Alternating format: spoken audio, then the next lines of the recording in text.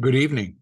This is the Elliott wave update for the NASDAQ 100 and the S&P 500 for Monday, September 11th, 2023. It was an interesting day, to say the least. The markets decided to start the week, particularly the NASDAQ, decided to start the week with a blast north, a blast higher. And at first I thought, oh, okay, the alternate count, which would have suggested that the minor wave 2 was not complete, and that we would done an ABC and an X wave down, leaving us in the position where we're going to do a second ABC. But then I kind of continued to follow it, let the day kind of roll out, and now have gone back and left the minor wave 2 here, redid the count and the labeling, not breaking any rules, and now am now offering out that we completed minute wave 1 of minor wave 3, and now we're in minute wave 2 of minor wave 3, and it also may be complete, maybe just needing a little bit extra. So let's take a look, starting here in the NASDAQ on the hourly chart. So I'm leaving that in place, minor wave 1, complete at the mid-August lows. And that would be basis the December contract of 14,798. Then we did an ABC up, and that completed on September the 1st, and that would have been minor wave 2, and that high was 15,850. So from there, we've come down in minute wave 1. And then coming up out of that, we're into minute wave 2. Now we understand that second waves, when we're running Fibonacci's, are most often going to reach 50 to 62%. They have the capacity and the ability to be a little fooling the market in its own way. In that it just seems like this rally is just going to go and go and go and go, and it was fueled today again by Apple. And, when we look into the NASDAQ, we've got the same stocks. Today, Tesla, God bless Morgan Stanley, came out with an upgrade. They've upgraded the stock to put a new price tag of $400. Initially, the stock was kind of up 10, 12, 14, 15, and then all of a sudden it just burst through the seams and finished the day up 25. That, of course, is going to add quite a bit to anything in the NASDAQ. Now, whether this actually is just going to continue, or we're just going to stand here and buy it up now to 400 without really reading what the Morgan Stanley analyst had to say and how long it was going to take to get there. So nonetheless, it was that initial reaction. Options went crazy, so we had a lot of activity in Tesla today as far as options go. Back to the NASDAQ, we had another play in Apple where the stock went up to 180, came back all the way back down, went all the way back up. So that in turn gives a big boost and then a decline, all at different periods during the day. We saw some strong move in Amazon. We saw a strong move, very strong move in Meta and in Microsoft. NVIDIA ends up down on the day, never really captured where it got into the plus column.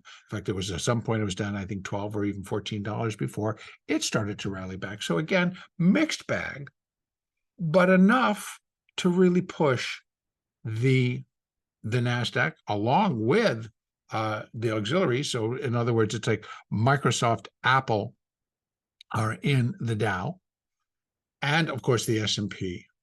So, but all of the markets seem to produce the same pattern. So coming in here, I'm going to say A, B, and then 1, 2, 3, 4, 5, C. We're looking for a wave 2. It was very vertical at many times. In fact, starting at about 11 o'clock Eastern, it just went massively vertical. And if there was anything just like get long at that time and just hold on, that was that time. And depending on, your account size and what your risk profile was, that even within these hours, there were some downswings. And so, how gifted we are in holding on to that position, even as a day trader.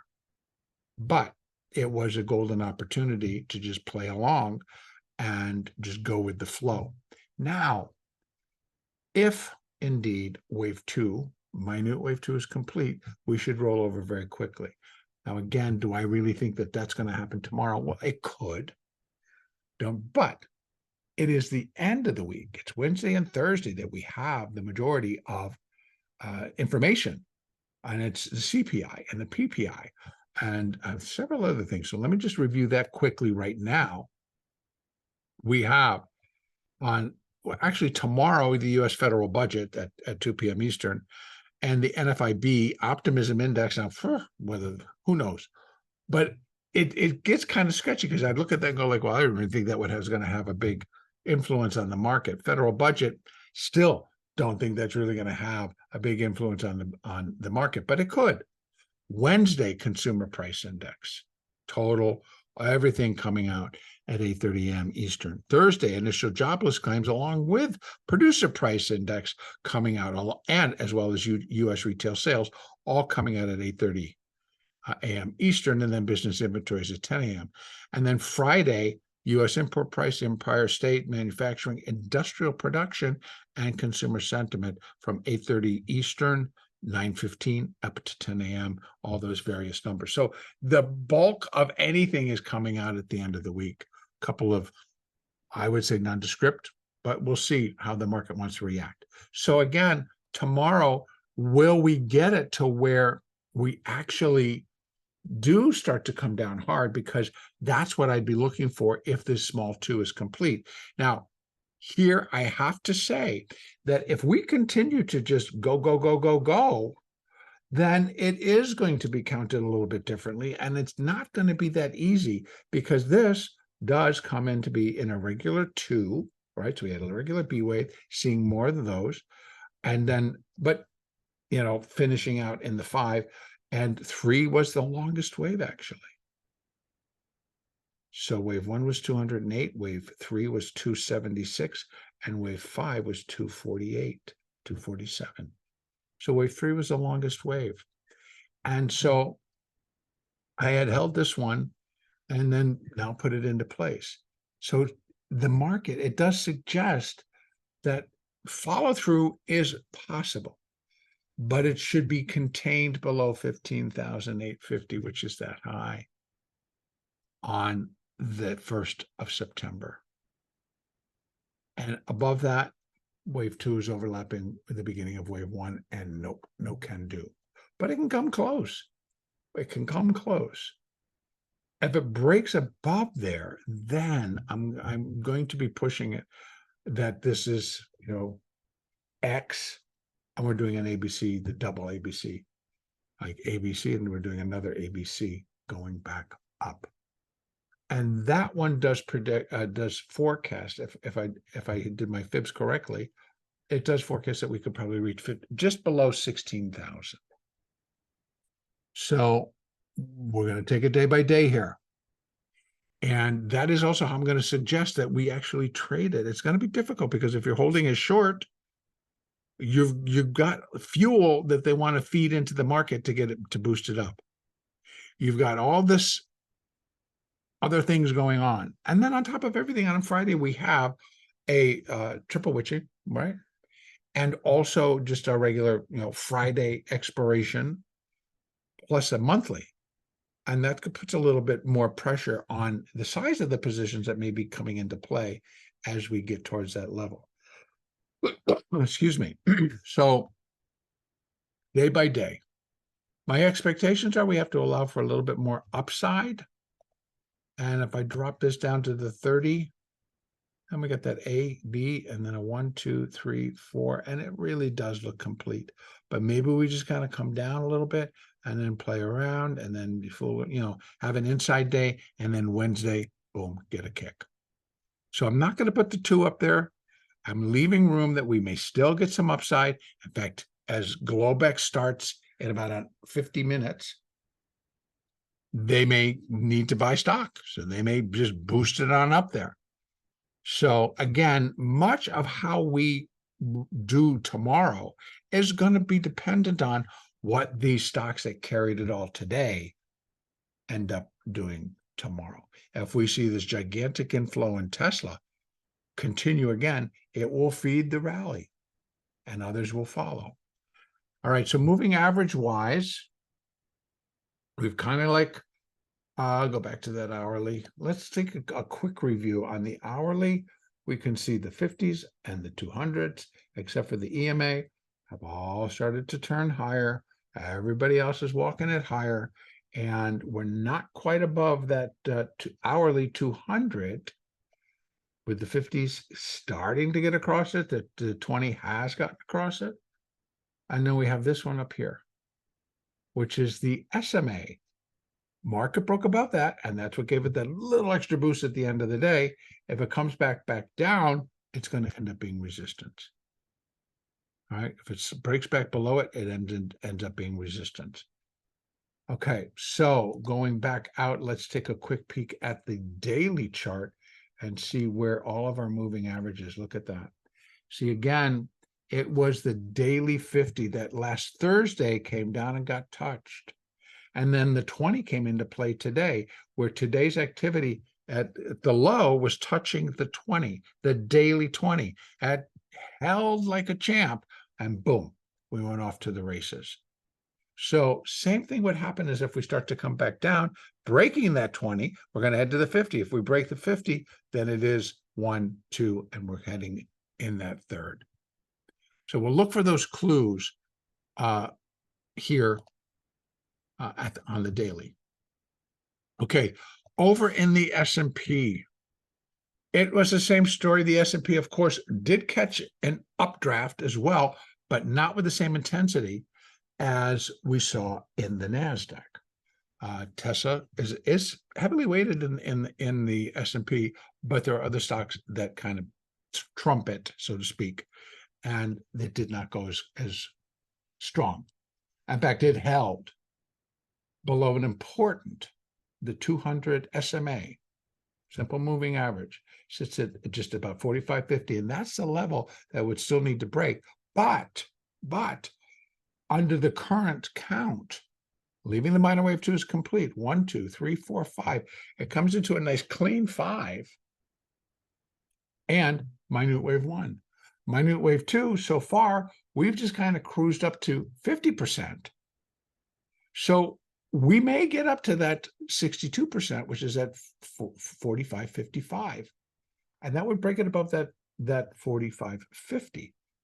But if it's, but if it spikes and comes back, well, then it's just not, the 45.50 level will remain just as strong. So if it spikes up and comes back down below it, then it is holding. And it was a momentary blip, so to speak. So again, I'm not putting it in because we have A, B, 1, 2, 3, 4, needing that little bit of additional flip higher. NASDAQ may be complete. S&P could use a little bit additional, but how much? Another $10 from 45.37 up to 45.47. We shall see. Resistance levels are 45.55 and then 45.74 to 75. Where can't it break in terms of it breaks the pattern and shoves us over to the alternate, which exactly would be the same, and that this turns into an ABC, and that could be A, B, and then we got 1, 2, 3, 4, 5, and that's a C, and then this is an X, and this is doubling up, and now we're going to get that second ABC. There's our first level, and our second. So we still are at 46.85. We're still below everything. So, and because it's much higher, it's above 4,800 where the all-time high sits. So everything still would fit cleanly, and we could put the 2 up here. And not saying that it has to go there. Right now, the way I would count this is A, B, C. Is that just going to be wave A, and then we get a B wave? So either way, and this would go for both the S&P and the NASDAQ. We should get a pullback tomorrow. We should get a more decent pullback, whether it's going to be, a B wave, which then leaves us with a C wave, Or is it going to be the start of that the minute third wave? So it'll be a 3 of 3 type move. Understanding that what you're going to look for in the 3 of 3 move is that the market just kicks into gear. Whether it's up or down, in this case it's down, it just starts to go and doesn't stop. Do I see something tomorrow that might be able to do that? I mean, there are things that can happen overnight that certainly could contribute to it. But more importantly, as far as numbers and economic data, that's going to be Wednesday and Thursday.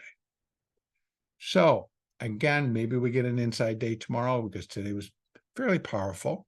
We get a little bit of follow through, and then we just kind of sit and be kind of slow.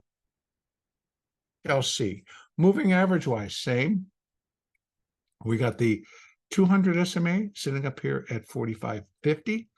We've already cut across, but now is flat, so it's not curling higher just yet, but it will act as support. The 20 is still below it. The 50 is still below it. So the market didn't have the same push, the same strength as the NASDAQ did. Over, excuse me, in the daily, let's kind of open this up so we can take a peek. Here we have the same deal, right? On Thursday, market slid below the 50, came back up, closed above it. On Friday, slid below, came back up, closed above it. Today, came down, touched it, launched. So everything kind of fits for a corrective type move. And then we have on the daily, we have the 50 SMA sitting up here at 45.50, 45.51 to be exact. And then we have 45.55, 74, and then we're back up to that high. All right. Day by day, that's all I can tell you. That's how I've got to take this, is day by day. My larger picture remains the same, whether we go up and get ourselves back above 4,600 or not. I would still consider that part of the minor two should it occur, and I'd still be looking for that larger decline in a minor third wave to continue.